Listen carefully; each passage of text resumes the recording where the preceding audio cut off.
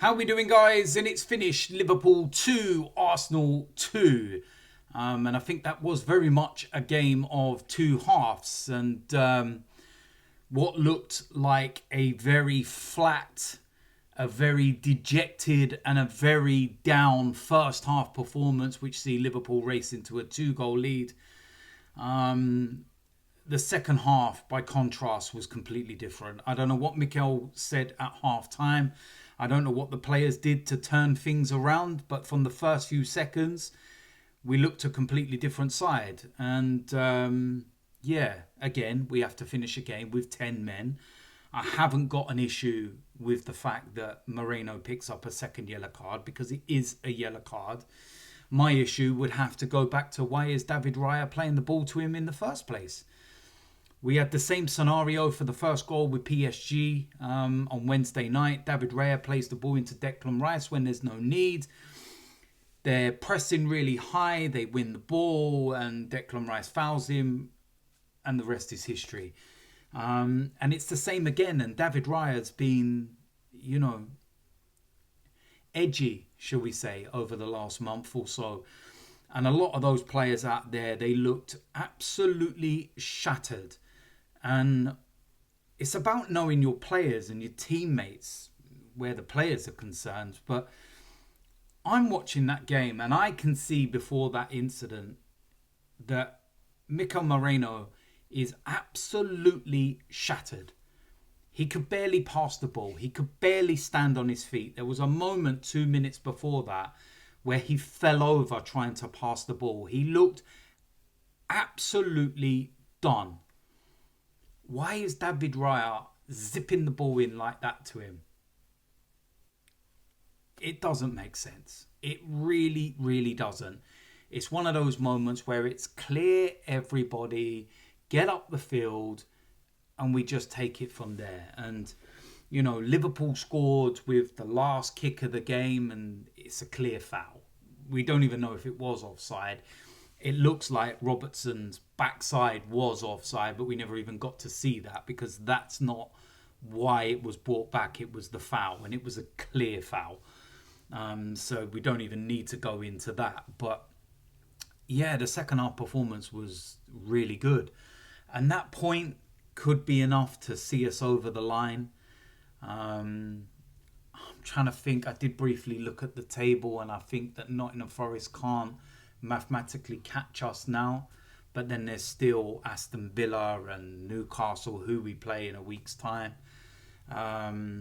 Chelsea, but they lost obviously to Newcastle. Man City, they dropped points obviously to Southampton. So when you pull it into context, Man City dropping 2 points against Southampton, and we done the exact same but against Liverpool Anfield. I know who would be the happier of the two. Do you know what I mean? So, and like I said, being 2-0 down as well showed a bit of character, and we could have won it right at the end. Martin Odegaard, I don't blame him shooting, because you look at the shot that he had for the second goal. He would have been full of confidence. He would have looked like, he wanted to get the winner. But when you watch it back as well, could he have just slipped in Zinchenko? It's one of those, isn't it? At the end of the day, you're not going to be too overcritical. But yeah, it's definitely a game of two halves. And the one thing that I would say is that I would put some of the blame on Liverpool not winning the game on their own fans. And I know I'll probably get some criticism for this, and there'll be some backlash from Liverpool fans. There always is. They always jump in any conversation that involves them. They jump in any conversation that doesn't involve them. But Trent Alexander-Arnold came on, and I was watching this with interest today because I was thinking, I wonder what kind of reception he gets, because you see what's, being said about him online and everything else. And it's very much, within football, an online opinion to a match-going opinion. So it's always good to see where it is. And I thought that, there may be a couple of boos, but for the majority, they would be supportive of him. But the boos were loud and true. And it was like, whoa, what on earth is going on here? And I looked at that and I thought, wow, they really, really ripped into Trent Alexander-Arnold and they really gave him a tough time. And it was at that exact moment when all of this was going on that they start all their booing and they start all of their jeering towards him, and we go and score a second goal. And ironically, it was Trent Alexander-Arnold that was actually playing Mikel Moreno onside. And I looked and I thought, oh, mate, how is your luck? It's sod's law. And there was a free kick at one point in the game where Trent Alexander-Arnold stepped up, and I sat there and I thought, oh no, here we go. He's going to whip this over the wall, top corner, and the Liverpool fans are all going to be cheering. And then what do? Do they sit there and they go, oh, you know what? We don't boo him now. We're going to celebrate and cheer his goal and everything else and whatever it might be. But it wasn't that. And it was one of those when you're watching on the camera angle and it hits the stanchion behind the goal and you're thinking to yourself, oh no, that's in. But it wasn't. But I genuinely do believe that their reaction is one of the reasons why Liverpool, conceded in that period, because there was an eerie feel around the stadium. There were fans there that obviously didn't want to boo him. There were fans there that wanted to applaud him and appreciate all he's done. He's a local boy and everything else, and etc., etc. But then there's a load of them that are like, nah. And it's, I think it was very reminiscent in a way to some of the stuff that we had when Wenger was leaving the club, or was not before he left the club, but when fans were saying they want him out and fans were saying they don't. And it was kind of weird within the fan base on a match day. And that's the only kind of time that I've experienced that double side to things, where you're kind of going, maybe, I'm not too sure a little bit. But listen, at the end of the day, it's one of those, like I said, Liverpool fans will probably be up in arms about it. They'll probably sit there and start whinging about it. But at the end of the day, it is what it is. It's football. It's about opinions, and I can give my opinion. Jamie Carragher will moan if anybody gives an opinion.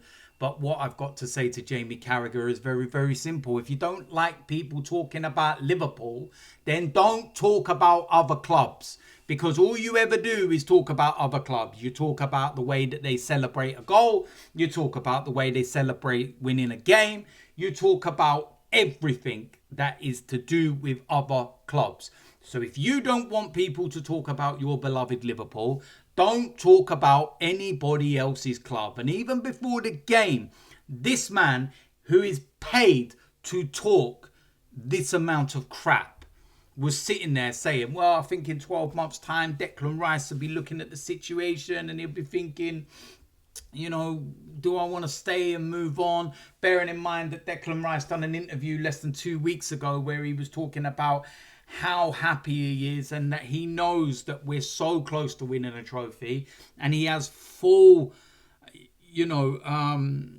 he's fully behind the project. He's fully adamant that we're going to get over that line. And like, where does this come from, Jamie Carragher? So again, if you don't want everyone talking about Liverpool, don't talk about other clubs. It's that simple. So listen, it is what it is. At the end of the day, we get a draw. It's a good fight back. I think on the balance of the two halves, a draw is probably a fair result at the end of the day. So yeah, it is what it is. We move on. Newcastle in a week. We got a chance to rest and see what the situation is with everything. But there we go. We move on. It's 2-2. We keep that unbeaten top 6 record alive, and also not conceding 3 goals in a game since 2024.